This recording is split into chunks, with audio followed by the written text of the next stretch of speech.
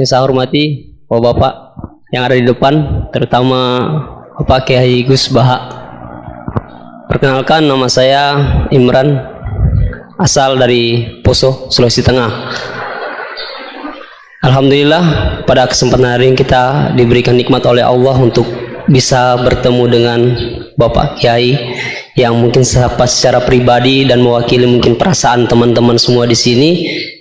Ada kerinduan, keinginan untuk berjumpa langsung dengan Kiai, dan alhamdulillah terlaksana dengan berkat intinya dari Allah Subhanahu wa taala melalui bapak-bapak kita dari Densus bisa memfasilitasi.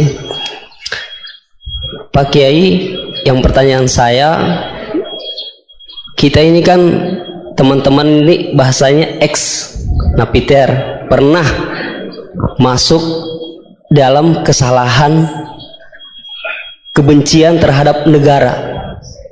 Bahkan diantara kita ini ingin membentuk negara sendiri, ya kan? Apalagi kami dari Poso, terutama MIT Mujahidin Indonesia Timur, itu pengen membentuk komunitas bahkan negara di Poso, gitu loh. Artinya ada kebencian-kebencian. Nah, bagaimana?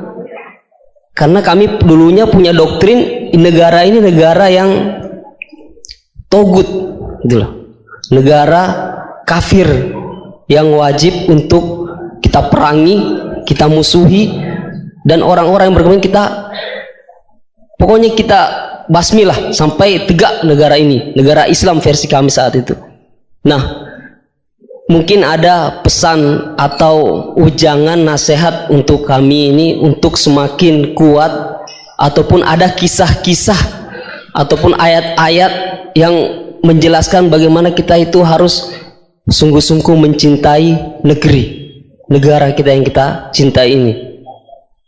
Kemudian yang kedua, Pak Kiai, terkait masalah ihsan ini seperti apa? Karena mahwal Islam, mahwal iman. Nah, ihsan ini kita mungkin yang belum terlalu kami pahami. Apa itu ihsan yang kata Nabi, anta'budullaha ka'annaka tarahu fa illam takun tarahu fa innahu yarak. Mungkin ada penjelasannya, Pak Kiai, Gus. Mungkin hanya ini yang dapat saya sampaikan. Assalamualaikum warahmatullahi wabarakatuh. Assalamualaikum warahmatullahi wabarakatuh. Nama saya Wildan dari Malang. Alhamdulillah hari ini bisa bertemu dengan Gus Baha, yang memang dari saya waktu di dalam udah ngikuti YouTube-nya pada masa itu. Dan di sini Gus mungkin terdiri dari banyak saudara-saudara kita yang dari berbagai tempat, berbagai karakter dan berbagai sifat. Nah, yang saya ingin tanyakan, bagaimana kita memupuk konsep persaudaraan tanpa memandang kepentingan duniawi. Karena kebanyakan dari kita bersaudara karena kepentingan, bukan bersaudara karena ya kita adalah saudara. Terus kemudian yang kedua yang ingin saya tanyakan itu, kita hari ini adalah mengalami degradasi moral yang luar biasa. Akhlak, sopan santun nyaris sedikit demi sedikit hilang. Nah, bagaimana cara kita untuk memupuk agar generasi kita selanjutnya tetap berakhlak, beretika terhadap yang lebih tua, ataupun kepada sesamanya, ataupun kepada yang lebih kecil. Mungkin sekian dari saya. Assalamualaikum warahmatullahi wabarakatuh. Coba diulang lagi. Al-ihsan anta'budallaha ka'annaka tarahu fa illam takun tarahu fa innahu yaraka. Oh ya, bagus, masih bisa dibenarkan. Ya bagus, masih ingat. Namanya siapa tadi? Imran. Ya. Memang orang sana kalau baca Imran apa Imron gitu? Dari sana Bugis Imran, jadi orang sana nggak pakai ro. Kalau orang ro jadi pakai ra. Kalau ainnya? Ain pakai ain. Berarti apa? Imron gitu. Ya, kalau sana tulisan KTP Imran. Apa bacanya orang-orang Sulawesi? Apa? Imran. Bismillahirrahmanirrahim. Ya yang rileks saja ya. Saya pernah ketemu orang yang pakaiannya itu ndak, mungkin kalau orang syariat bilang ndak syar'i lah, pakai pakaian yang tidak syar'i. Tapi dia muslimah, dia ke masjid. Saya ditanya sama seseorang, Gus kok sama orang gitu mau bertemu gitu. Karena terus saya bilang kenapa? Dia pakaiannya ada Islami gitu. Oke, dia tidak pakaian Islam itu nyata, tapi dia ke masjid itu Islami, tetap sholat itu Islami. Ketika dia ingin sholat dan tetap sholatnya pakai takbir, pakai rukuk, pakai sujud itu Islami. Wong setelah di masjid ya pakai mukena, pakai. Kalau sama-sama nyata, Anda kan boleh ngingat sama-sama yang fakta. Gitu. Dia punya kesalahan dalam berpakaian, dia punya kebenaran dalam sujud, dalam rukuk, dalam ibadah. Dan itu tradisi Quran. Quran ya cerita fama ya'mal mithqala dzarratin khairan yarah wa may ya'mal mithqala dzarratin syarran yarah. Apa susahnya sih ingat dua-dua sisi itu? Sama bernegara atau bertetangga, kita bayangkan jangan bernegara dulu, terlalu luas, bertetangga saja ukuran. Karena nanti sama, bernegara sama bertetangga itu hadisnya sama. Kita di kampung itu ya ada masjid, dan orang-orang yang nggak sholat juga nyumbang masjid. Bahkan ada yang nyumbang masjid banyak terus tidak sholat karena keramik saya sudah sholat katanya. Saya pernah ketemu orang model gitu itu ya ada. Jadi tapi ada juga yang sholat terus tapi nggak pernah nyumbang masjid. Ya orang banyak. Intinya itu Allah itu punya tradisi, punya sunnatullah. Kebaikan ya dihitung, kejelekan juga dihitung. Dulu ketika Rasulullah SAW hidup bersama komunitas yang majmu', itu sebetulnya permintaannya Nabi, jangan halangi kami saat mau beribadah. Dulu sampai perang karena mereka menghalangi. Sebenarnya problem mereka wa yasudduna an sabilillah, menghalangi. Sebenarnya kalau dulu saling toleransi ya gak ada masalah. Artinya ketika Anda ingin sholat di Indonesia gak dihalangi, ingin pengajian gak dihalangi, sebenarnya ini gak ada masalah. Ya soal ada kebaikan, ada keburukan ya mulai Nabi Adam sampai sekarang sampai kiamat. Itu cara pandang. Jadi cara pandang kita terhadap orang lain itu harus hal-hal yang nyata. Kalau kesalahan mereka nyata, kebaikan mereka juga nyata. Kenapa kita hanya ingat sisi yang jelek, tidak ingat sisi yang baik? Saya sering cerita ke santri-santri saya, setiap saya pengajian diundang orang di mana-mana itu saya mesti istighfar.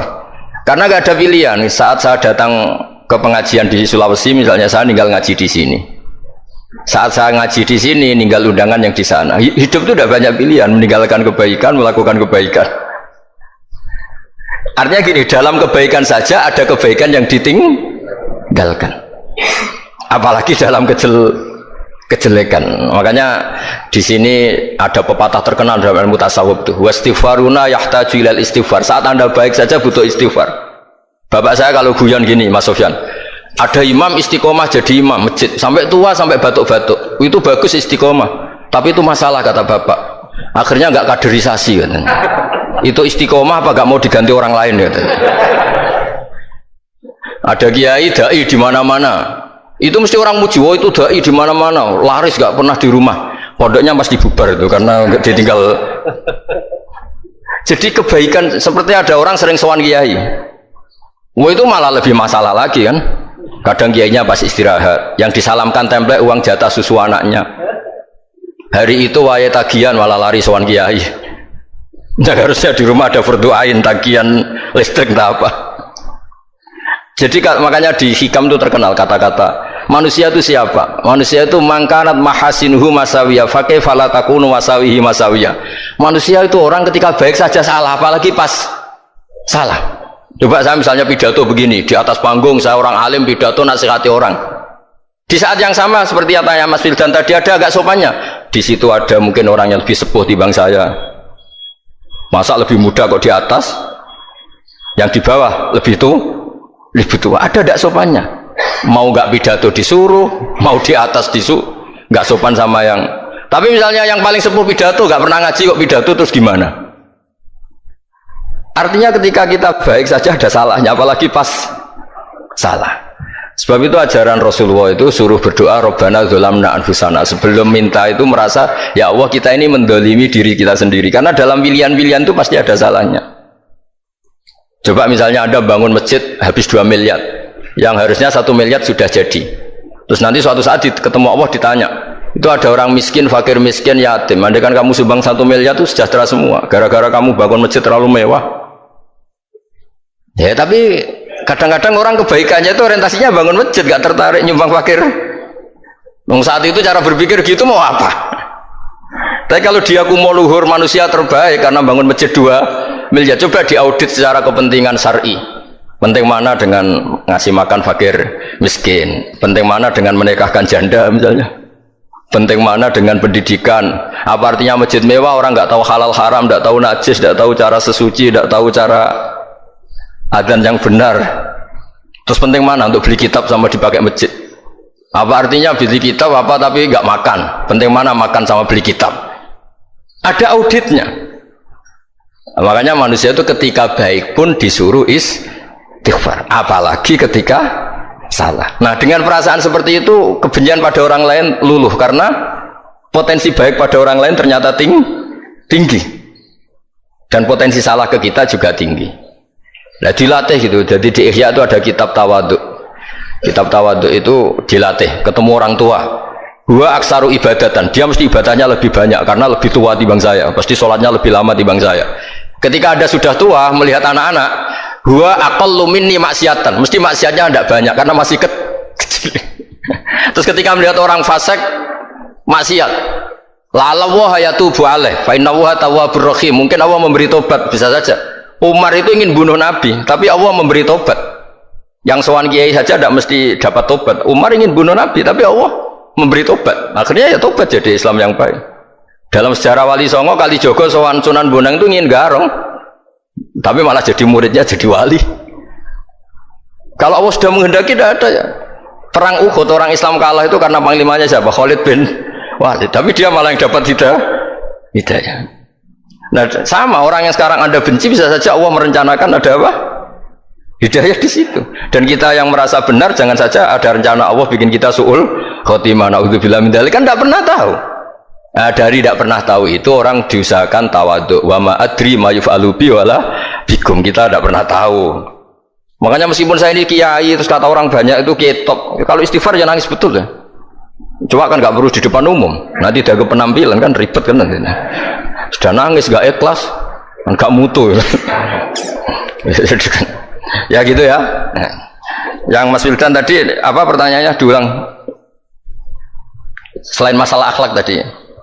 Tentang bagaimana cara kita bersaudara tanpa memandang kepentingan duniawi. Nah ya makanya tadi saya bilang bernegara itu pakai hadis, misalnya Nabi pernah ngendikan kamu itu punya 3 tetangga, yang satu punya 3 hak, yaitu dia tetangga kamu, dia seagama kamu, dia sesaudara kamu. Jadi ada 3 hubungan, seagama, sesaudara, dan tadi apa? Dia tetangga kamu, dia seagama dengan kamu, dia masih kerabat kamu.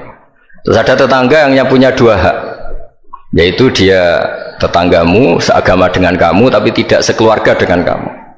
Terus ada tetangga yang punya 1 hak, dia tidak keluarga kamu, dia tidak seagama dengan kamu, tapi tetap punya hak karena itu tetangga kamu. Dan itu kata Nabi semuanya berhak kamu baikin, karena ada hakul jar. Makanya dulu doa ada bil kubri itu ceritanya sederhana. Ada seorang perempuan Yahudiyah sowan Sayyidah Aisyah. Kalau sowan ya dikasih uang sama Sayyidah Aisyah, padahal Yahudiyah. Ketika dikasih uang, terus si Yahudiyah tadi, semoga engkau diselamatkan dari siksa kubur. Zaman itu Sayyidah Aisyah belum dengar hadis tentang siksa kubur. Setelah Rasulullah datang, saya tadi diminta didoain, ya saya terima karena saya nggak percaya. Terus Nabi ngendikan itu benar adanya siksa kubur. Ketika komunitas Yahudi di Madinah itu puasa Asyura, Nabi coba tanyakan mereka, kenapa puasa Asyura? Padahal orang Yahudi. Oh, terus setelah ditanya, Yaumun najjawahu fihi Musa, itu hari di mana Allah menyelamatkan Nabi Musa, kata orang Yahudi. Terus kata Rasulullah, nahnu ahaqqu bi Musa, saya juga berhak menghormati Musa. Kemudian Nabi puasa. Suatu saat lagi ada orang Yahudi datang, ya Rasulullah, ya Muhammad, manggilnya ya Abul Qasim karena orang Yahudi, ya Abul Qasim, nanti nasib langit bumi ini di mana? Manusia yang sudah mati-mati di mana ketika bumi dihancurkan? Mayat-mayat yang sudah di kuburan di mana? Terus orang Yahudi tadi bilang, Inna woha wadu as-samawati ala zih wal arodina ala zih. Soalnya Allah itu bisa saja mengelola langit bumi yang sudah hancur gini-gini. Nabi itu tertawa-tawa. Dalam sebuah riwayat disebut hatta badat nawajidu. Tertawanya Nabi itu lepas sampai giginya kelihatan. Kata rawinya tasdiqan liqaulil khabri, karena Nabi membenarkan orang Yahudi tadi. Jadi intinya dalam banyak hal itu ya dicari kesamaan. Makanya kalau interaksi dengan kelompok lain kata Nabi la tusaddiquhum wa la tukadzibuhum. Kamu jangan mengiyakan juga jangan menolak. Kamu tolak jangan-jangan pas yang sama dengan ajaran kita. Kamu benarkan jangan-jangan yang tidak sama. Ya sudah, kalau nggak sependapat ya jangan ngambil sikap. Nah itu juga yang dipraktekkan Rasulullah SAW. Nabi yaqumu lailatan yuraddidu hadil ayat. Nabi pernah sholat 1 rakaat hanya ngulang 1 ayat. Itu aja gak selesai. Yaitu ngulang-ulang ayat. Fa'aqulu kama qalal abdus sholeh in tu'adzibhum fa innahum ibaduk wa in taghfir lahum fa innaka antal azizul hakim. Pun Gusti kula nyerah. Semua ini hamba jenengan, monggo jenengan napakno sing duwe jenengan. Intinya itu ini wilayah jenengan, ndak wilayah saya. Nah kadang-kadang kita sebagai manusia itu jumawa seakan-akan itu wilayah kita. Kita nyiksa terserah kita, mengampuni ya terserah kita. Padahal tidak milik kita. Dunia ini milik Allah Subhanahu wa Ta'ala. Makanya yang terakhir saya ijazahkan ijazah bapak. Bapak saya itu orang hafal Quran, alim tapi lucu, senengannya guyon. Kalau ngajarkan saya tauhid, tasawuf itu gampang.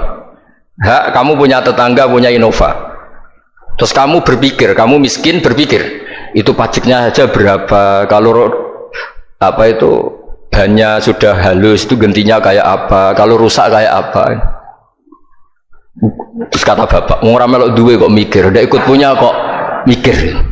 Terus coba kamu nggak ikut punya Alphard, terus saya mikir, wah itu pajaknya berapa Pak Martinus, bisa dipakai beli motor kan, pajaknya apa? Alphard ini. Oh nggak ikut punya kok. Nah dunia itu rawekmu, mau pikir lah apa sing duwe. Maksudnya dunia itu milik Allah, apa kamu pikir itu milik yang punya gitu. Nah itu yang dimaksud dalam ilmu tasawuf, da'it tadbir fama qoma bi ghairuk la tuqim bihi nafsak. Sudah kamu tidak usah ikut campur, itu wilayahnya Allah katanya. Karena wong nggak ikut punya kok ikut mikir. Anda benci orang, benci sekali karena dia tauhid misalnya. Jangan-jangan Allah punya rencana memberi hidayah dia, atau Allah punya rencana dari dia keluar orang-orang Islam yang soleh. Makanya ketika malakul jibal, ya Rasulullah saya disuruh Allah, terserah engkau, in syi'ta an udbiko alaihim al-akhshaben. Kalau engkau mau orang-orang yang mendustakan kamu saya hancurkan. Apa jawabannya Nabi? La, jangan. Bal arju ayyukhrijawah min aslabihim ma ya'budu wa la yusyriku bihi syai'an. Itu di Bukhari. Enggak, bisa saja sekarang dia kafir, anak turunnya jadi Islam. Dan betul, Abu Jahal punya anak Ikrimah, Abu Lahab punya anak Darro, Walid itu musuh besarnya Nabi, punya anak Khalid. Ya sudahlah, kita selalu berharap bahwa ini wilayahnya Allah. Sudah kita berharap agama ini bagi yang selalu punya harapan, limangkana yarjuwa, orang yang selalu punya harapan. Kita berharap tambah hari tambah baik, tambah damai, tambah kondusif, tambah segalanya baik. Dan saya seperti ini juga ingin ikhlas dan akan selalu ikhlas. Ya, saya sering bilang kalau pejabat mau sini itu sering tak ngel-ngel. Saya ini sudah ingin Indonesia itu baik itu tanpa diminta. Kalau diminta itu malah seakan-akan saya belum melakukan, ini kan. Sudah saya lakukan kok baru minta, karena ini wilayah kita semua, artinya ingin baik itu keinginan kita semua, status kita. Kata Said Zabidi dalam kitab Ithaf, keinginan baik itu syakhsiyatuk wa hakikatuk. Itu kamu sekali. Manusia itu kan kata Allah Ta'ala, saya pertama menciptakan manusia itu khunafa, orang yang berkeinginan baik. Baru digoda setan terus macam-macam. Jadi keinginan baik itu hakikatuk wa syakhsiyatuk. Itu kamu sekali. Ingin baik itu kamu sekali. Itu status kamu katanya. Makanya orang preman kayak apa, mabuk kayak apa, ada orang kecelakaan, pikiran pertama itu nolong. Itu yang normal. Soal ada kasus, pikiran pertama ngambil HP-nya itu 0,0%. Jadi pikiran pertama mesti nolong itu, karena itu syakhsiyatuk wa hakikatuk.